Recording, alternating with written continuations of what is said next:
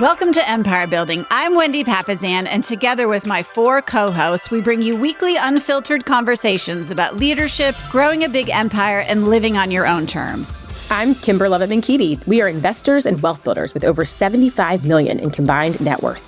I'm Sarah Reynolds. We are visionaries who built more than 50 businesses with over $122 million in annual revenue. I'm Tiffany Fikes. We've led thousands of people and do it all while being pretty good moms. And I'm Seychelle Van Poole. We are your podcast to learn how to build big businesses and even bigger lives. Welcome, everyone. I am Tiffany Fikes with my lovely co-host, Sarah Reynolds, off for another great empire building podcast. That's right. I'm super excited to talk about what we are going to dive in to today because we're going to continue to get tactical. We've been hearing from a lot of our listeners that you guys are liking these tactical episodes, especially focusing on the real estate industry, as many of our listeners are in the real estate industry. But honestly, this episode and really episode series, because yes, we've got 2 episodes coming your way, is all about negotiations. And you can't really get more tactical than negotiations when it comes to how to negotiate the best for our clients. And so today we're going to dive into a more general episode about steps to following in negotiations. And then next week, we're going to discuss how to take those steps and get tactical with representing sellers. And so that is up on deck for today and next week for you. And we were talking before we started recording about negotiations, and Tiffany has a good story for you, also a tactic on how to negotiate. It is. It's a surefire way to win. I don't recommend it from a work-life balance standpoint, but when I was pregnant and it was 3 weeks before my due date. So I wasn't really, I didn't even have a bag packed for the hospital. And it was the weekend and we were negotiating 2 different deals, or I was negotiating 2 different deals on properties, and my water broke. Totally unexpectedly. And then I'm on the way to the hospital, and I had the advantage of my water broke, but I didn't fully go into labor. But I did not tell anyone, any of the other agents, that had happened until 12 hours later, and I was in the hospital. And so when they called me back and they were like, "Hey, my buyers want to do this on your listing," I was like, "Look, my water broke. I'm in the hospital in labor." And they're like, "Well, never mind. Let me go back to my buyers. I bet I can get them to take whatever you just sent." And I got my sellers, 2 different sellers, everything they wanted, because the other agent just did not want to be talking to me while I was in labor.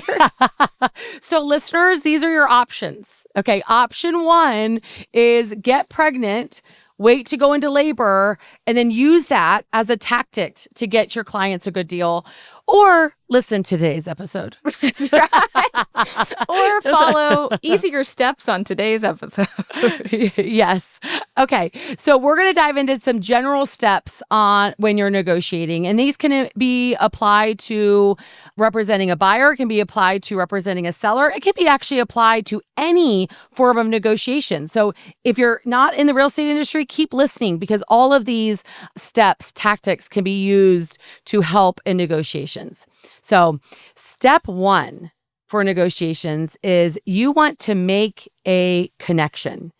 Typically, when you are negotiating, you're dealing with multiple parties, right? In a real estate transaction, you've got the other agent, you've got their client, and you have your client, and you have yourself, okay? And humans do negotiations, okay? Computers don't. Humans do. Okay. So you want to make a connection with the humans involved. And in the real estate industry, the connection obviously first and foremost is with your client. But the second connection is with that other agent, because you've got to be able to make it work with the other agent. So you want to make a connection. You want the other party, the other agent, to feel like really they're sort of part of the team. Because the truth is in a real estate transaction, they are part of a team. The connection or lack of connection with the other agent in a real estate transaction can actually make or break it happening for your client. And so it actually is in the best interest of your client and of the other party as well for you to make a connection. So you want to make a connection with them and really build that relationship. So some tactical things that I like to do is ask them, how long have you been working with this client? How many homes have you shown? Oh, wow, you've shown 20 homes. Like, how did it feel when you found this one? Like, is this the right one, do you think, for your client? So get personal. Think about the work that they've done. They've put in a lot of work to get to this point. And so get personal, ask questions, make that connection with the other party. That's step number one. Love it. And that's a great example back to my story. They wanted to help me not have to be doing this. And so that personal connection is what actually won the negotiation. So yes, step one, make a connection. Okay, so step two, actively listen. And I would say this is almost like 1A also, because that's a part of connecting with somebody is really listen to them. Don't just take their offer and move on and go present it to your people. After you've connected with them, you need to do active listening, which is not something that we practice a lot. Let me tell you what active listening means. It means that you are showing the other party with your words that you hear them. Yes. So you do not rush them. You don't try to finish their sentences thinking you know what they, are going to say. You are repeating back words that they said. So you're saying that price is most important to them. Or so you're saying they really need to be in this school district. That is active listening, your ability to reflect something back. Yeah, you could use reflective listening as another way of saying the same thing. And I think I actually prefer reflective listening versus active because I love what you just said, Tiffany. You reflect it back, what they've said. Yeah. Right? I love that. And take notes, write it down, pull over. That's another one. Don't be having important negotiating conversations in the car while you're driving somewhere. Pull over because you're not going to be able to use these techniques well while you're driving. Yeah. Make sure that you're using a calm and friendly and upbeat voice. You see how that changed just a second when I started smiling and talking a little differently? That's a great technique. Make sure you're asking a lot of questions. Don't assume anything. One of the things Sarah and I both have gotten really focused on is no, I need you to define blue for me. What do you mean by blue? Is it the light baby blue? Are we talking about aqua? Don't assume you understand what they mean by a quick close is important to them. Yes. Well, is 3 weeks quick? Is 2 weeks quick? Is 45 days quick? Ask a lot of questions. And that is going to help you also get a lot of information because I always tell my agents, the more information you have, the more power you have in a negotiation. So, if you're the buyer's agent, how long did they stay in the home? What are the information that you can really get from people? What's the buyer's reason for moving? Engaging this other agent in a real conversation about their clients. During this step, the other thing that I think I want to mention here is when you're asking the questions or as you're talking with them, as they're sharing information, one of the things that can happen that you can fall trapped to is arguing. So for example, you're a listing agent and the buyer's agent calls you and they're like, we're considering making an offer. The price seems a little high. My buyer wants to write an offer for a little bit lower based on their situation. In the beginning of my career, I would start arguing because, you feel like you want to defend whatever they're saying. So if they're saying the price seems high, the trap there is to start arguing with them about why you determine the price or how the seller came to the price or why the seller needs it at that price. Do not fall for that trap. Do not argue. During this step, you want to ask so many questions why does the buyer feel the house is high? Why does the buyer need to offer lower than the asking price. The more information you have, that was such a gold line from Tiffany. The more information you have, the more power you have in negotiations. So in the beginning, you're asking questions, you're actively listening, you are not defending, you're not arguing. Okay. So be very careful not to fall trap to arguing in that case. And I think it's also important in terms of questions, and we're going to keep on this step for a little bit because I think this is critical because it sets the tone for the rest of the negotiations, right? This period of conversation, like connection, of listening, sets the tone whether or not you're going to make it work or not. And your job is to make it work for your client at that point, right? That's your job. Okay, so if you turn them away, if you insult the buyer's agent if you're the buyer's agent, insult the listing agent, like how did you even come up with that price, right? Would be an insult. So the listing agent, right? It will could ruin the potential of your client getting the house or your client getting the home under contract. So don't be the reason. Your job is to make it work for the client, not to ruin it. Right? So asking also open-ended questions is critical. So do your best to stay away from can, is, are, does, do questions, and instead ask what or high questions. And why is a good question, but you got to make sure to watch your tone because why can also really upset the other party. Yeah. And so what about is a substitute for why if you're not quite practiced in how to ask a why question with curiosity instead of accusing? Because your tone can go accusing very quickly. Yep. So make that connection, step 1. Step 2, actively listen. Step 3, so once you've gotten, like you're now in negotiations, okay? So you've actively listened, you've built that, you now most likely have an offer, okay? So step 3 is you want to explain the options to your client, okay? Explaining the risk and the benefits of those options. And then based on what they want to do, you then want to make a counter. And ideally, you want to counter in writing, okay? 90% of the time, you're going to counter in writing, okay? And one of the things that I think is critical when you are in the process of countering back and forth is you want to not rush the process of countering. Whether you're representing a buyer or you're representing a seller, you're dealing with thousands of dollars. Like, let's just level set for a second for everyone listening. If you're in the real estate industry, we are serving people with their largest asset that they have, their home. Like, it's their largest asset. Most times, the purchaser will never purchase something that has a higher dollar figure than their home. And most times, sellers will never sell something that they own that has a higher dollar figure than their home. It's serious. What we do is serious. Negotiating is serious, and you don't want to rush, okay? You want to make the other party sort of feel like they've got options, that they're not like tied to it. Anytime I have another agent that's rushing, I know I have the upper hand for my client. Yeah, I tell my sellers all the time, like, even if they want to answer really quickly, I'm like, whoever has the most time wins. Yes. Like, so I'm going to send this to you, but do not sign this until after 5 o'clock tonight, or do not, like, you've got to slow down. So yeah, that's so huge. Cause when somebody gets me a counter in like an hour, I know, we don't have to take it. Yes. Well, cause what that tells us is that they want the house so bad. And you can then counter with like giving up very little, or vice versa, right? The seller's desperate. If the seller counters and or accepts right away, like, oh, you did a really good job. So don't rush. And you want to make counters. In most cases, good negotiations is typically also making smaller counters.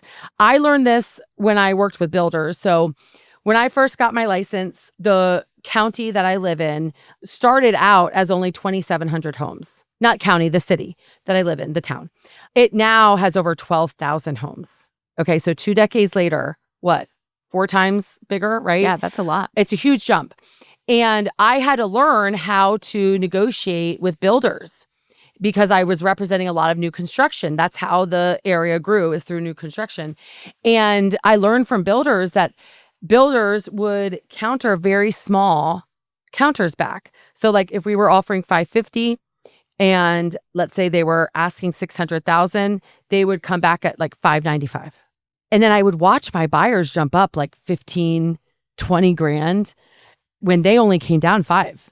And so I started learning like, wait a second, like that's a tactic that works. And so one tactic that can be used in a lot of markets is making small counters versus don't do this like meet in the middle thing. Like that's not good negotiations typically. Make a small counter and the other party will jump up much bigger than typically what you countered back at. Well, and this is like also negotiating in a shifting market. Like buyers will throw out potentially on the, if you're on the listing side, buyers, if you've been sitting on the market for a while, they may just throw out a really low offer to see what you do.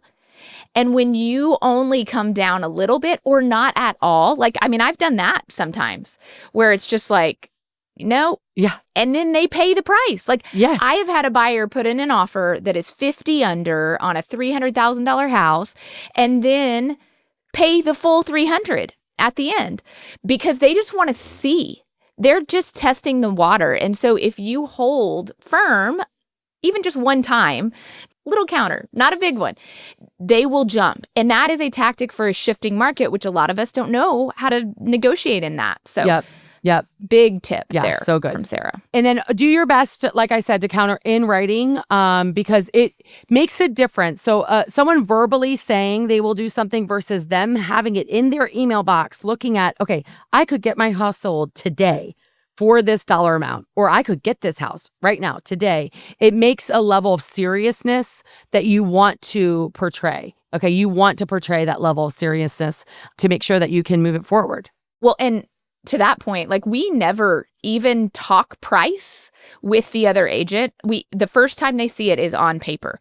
We may say, we would ask a lot of questions, but we're never going to be like, I think we're going to offer 1.85 on the house. Like, I'm like, we're going to do our best. I'm not sure. Let's talk about closing. We like kind of generally talk about things, but we never talk specifics until it's in writing because I don't want them to have an emotional, them being the other party, have an emotional response to the number or the conditions until they actually, to Sarah's point, see it in writing and know that they could be done right now. And that really goes with the next step, Tiffany, that you're about to dive into, because it also helps with the entire package. Yeah. Negotiations is not just price. Yeah. Step 4, negotiate the whole package. You want to consider, I tell my agents, consider every blank in the contract as a piece of negotiation. Yes. So financing type, what are your closing dates, any contingencies, occupancy, inspection, like everywhere in your contracts that you have to fill something in, that can be a point of negotiation. And you can give things in one and not in the other. And you can then the next counter, you don't have to keep playing in that field. You can go back to a different blank. Like the whole thing is your playground here. So one of the things that I always ask is what's most important to the other party. Yes. Because sometimes it's things like, you've made that connection with the agent. Tell me, is it price or is it net that's most important? Because some people need to see 1.85 and they'll pay you $50,000 of concessions and feel great about it. Then other people would rather see 1.4 and no concessions and they would be happier. So is it the net proceeds to them? Is it just the price that's most important to them? Is it timing? Is it the time of the closing? Sometimes timing is most critical, right? So they say quick close. And as Tiffany said at the beginning, right, you need to define what that means because that can mean different things to different people. And okay, tell me what that means to your seller. If timing is most important to you, what does that mean? When do they need to have this closed by, right? Because if that's what's most important, boy, can you get a great deal, right? With price. So that's such a powerful question, Tiffany, is what's most important to the other party. So good. Well, and whenever you are responding back with the counter, that's what you use. Like, okay, I was able to get them the timing that they wanted. It was kind of, like my buyers really weren't excited about it, but they're going to make it work. So great news. We got your seller the timing that you want. Yes. And then I don't even talk about the price. It's just in the contract, the rest of it. Yeah. So, and then when you're talking to that client where quick was most important, like if you're on that side where quick is most important, right, you're going to actually put a value to it. So when you're talking, like I was able to get the timing that you were wanting, which will save you the carrying costs the next month. So based on what you shared with me, that's going to save you about $4,000. So we need to take that into account with the offer, that you are saving the carrying costs of the next month of the home because we were able to get the timing. Okay, so you want to negotiate the whole package. Step 5, I think this is Tiffany and I's like soapbox maybe. You got to remember, especially in real estate, that the average agent last year sold 1.3 houses. Okay, so their experience level is low. Okay, typically in a real estate transaction, the other party does not have a lot of experience. Now, you're not going to make them feel small because of that. Don't do that. You're on their team. You're on their team. Step 1. Yes, you're on their team. You're on their team. Okay, and you have to realize that you want to communicate to the other party like you're communicating to their client, because most agents will either just forward the email or screenshot the text message, or they will literally repeat exactly what you said, like almost word for word. Okay. So you want to communicate to the other party as if you're communicating to their client, right? So as an example, we're so thankful for this offer, right? So let's say you're representing the seller and you're communicating to the buyer's agent. Okay. We're so thankful for this offer and we for sure want to make it work, right? So they're going to hear that. And then they're going to go to the buyer and say, they said that they were thankful for our offer and good news, they want to make it work, right? They're going to literally say word for word what you said. And then we're countering at $30 a month increase for your buyer. And why, as a listing agent, I always countered with the buyer's payment, okay? Because I want the buyer's agent to communicate that to the buyer. Because most buyer's agents will communicate, okay, they asked us to come up, $20,000 versus they asked us to come up $120 a month in payment. Because to a seller, it's real dollars and cents. To a buyer, that dollar and cents is over 30 years, amortized over 30 years in a payment. And you want them to communicate the way that you're communicating to them, to their client, because they want to break down the payment. You want them to break down the payment if you were the listing agent. Okay. But that's just an example of you want to communicate to the other party, assuming they're going to forward that communication or repeat that communication to the other party. So be very careful in how you communicate it. Everything you write will be forwarded on. Just write it like it's to the buyer or write it like it's to the actual seller, because most agents that's how they're communicating. Yep. Which is a huge advantage. If you will do it that way, this is how you win. Yes. All right. Next step. Step 6. Your words matter. That's just a life lesson. But the words you use matter. So great words. That's right.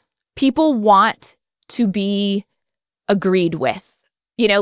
I used to say great to everything that was said to me, to the point that my family actually mocked me. My parents would make fun of me because they would be like, we said we're not coming for Christmas. And you said, I know what the next word is. Great. When are we going to see you next? You want to agree with the other person. And this is not my natural tendency. I be arguing. I like to argue. Me too. I am a debater. And so this was why I had to make it such a thing that my parents make fun of me for it. Agree. That's right. Yes. All those things. When someone says something to you, agree with them. Yeah. Don't make the other party feel small, right? Right. Because it just creates so much division. I learned this so much from my mom because I'm like Tiffany. I'm an arguer. I like to defend. And I had to learn no, your job is to make it work for your client. And when you defend, when you argue, you have a high chance of losing it for the client. So do not do that. So I love that, Tiffany. Yeah. Next one, also hard for Sarah and I. I'll just go ahead and say Sarah and I. Silence is powerful. I always say, let silence do the heavy lifting. Yes. Say something and then be quiet, because the first one who speaks loses. Yep. In a negotiation. So I live with a master of this. Joshua, my husband, can be quiet longer than you think a human could do it. He can sit in silence and be perfectly comfortable. And so I'm always, when I say something, I'm like, be Joshua. Just be zen. Sit here and let it be awkward, because it's more awkward for them than it is for you. And they will say something first, and they will give you usually some bit of information or something like that. And that really applies to when you're talking to your client. Like, how do you feel about that net? Shut up. Okay. When you're talking to the other party, if you're doing face-to-face negotiations, right? Like with builders, like had to do a lot of face-to-face negotiations, same thing. Let the silence do the heavy lifting. I love that. So making sure that we pause and let them have time to think things through. They're actually thinking a lot in their head when you're asking questions. And so let them do the thinking. And then, like Tiffany said, it's more uncomfortable for them than it is for us. And so a lot of times, silence will do a lot of lifting for you, versus if you keep talking, you'll ruin it. So shut it up. Shut it up. Yep.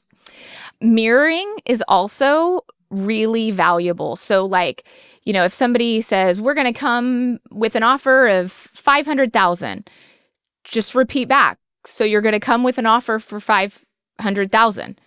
Because it kind of is like silence, and it's also agreeing with them. But then they feel like, well, now I'm talking still. Like now it's my turn to talk. So I have to fill the space. So mirroring is valuable at getting the other person to insert new information into the negotiation that can help you, for sure. Yes. Sometimes they also will, like, when they hear it, they also will like sort of undo it. Yeah. Like if they, after they're hearing it, like, oh, wow, like that offers 500,000 when you're listed at 600,000, right? They'll start to be like, well, yes, now they can pay more. And you're like, all of a sudden you're like, oh, wow, okay, you're getting more for your client just from mirroring. It's so powerful. Yeah. So powerful. And then the other thing that was big for me to learn is apologizing when you've done nothing wrong or you're not wrong, but like, oh, I'm sorry, I probably wasn't clear about what was most important to my client. Like, you get that counter back, and then you call the agent and you start with, oh, I'm so sorry, I got your counter. I must not have been clear about what was most important to my buyers. Yes. And then you be quiet. And, like, let's do all of these things. And then who knows what they'll say next? Yep. They'll probably up their offer, tell you, oh, well, they would pay a little bit more. So good. So that's the I'm sorry, which as females may be a little bit easier than the male counterparts to do. True. But this is a time when it's valuable from a negotiation standpoint, because you want the other person to feel smarter than you. Yes. Like you want to affirm them. You want them to feel like, oh, my mistake. You are not doing anything wrong. Like it's all on me. Which also comes to like, thank them for their work. Yes. Every time I get an offer, thank you so much for all that work. I know, because we know they've shown 20 houses because we asked them all those questions. Like, I know you've been with these buyers a long time. Thank you so much for this offer. I'll be presenting it to my seller on Monday, or, whatever your timing is. So thanking them puts you on their side as well. So it's kind of goes back to the tactic number one at the top. Yeah, and I always just got in the habit of showing gratitude for everyone involved, because what I think we've all learned, those of us that have done this a long time, is like it does take everyone's work to make it happen. And having a deep sense of gratitude for the other side, it just goes so far. And honestly, it's something that's missing in our industry, is gratitude for one another of the work that we've done and acknowledging it. A lot of times our clients don't do that, right? A lot of times clients, they're not always the first to show gratitude for our work. And when you can show gratitude to the other party, boy, will it go so far. So those are some of our general tips on how to negotiate. We are going to continue this series next week and dive into getting tactical in terms of how to help your sellers get the most amount of money in negotiations. And we might even do a bonus episode of negotiation traps to avoid, because we've got some traps that we have all fallen into that we want to share with our listeners. So remember these steps. Step 1, make a connection. Step 2, actively listen. Step 3, make small counters. Step 4, negotiate the whole package. Step 5, communicate to the other agent, assuming they're going to forward that communication to the other party. And step 6, Your words matter. And next week on deck, you're going to learn how to use these steps to get your sellers more money. So join us next week. If you got a lot out of this episode, share it with a friend, share it with someone else in the business, and let's get out there and continue living a big business and an even bigger life. Bye, guys. Have a great week. This podcast is for general informational purposes only. The views, thoughts, and opinions of the guest represent those of the guest and not Keller Williams Realty LLC and its affiliates, and should not be construed as financial, economic, legal, tax, or other advice. This podcast is provided without any warranty or guarantee of its accuracy, completeness, timeliness, or results from using the information.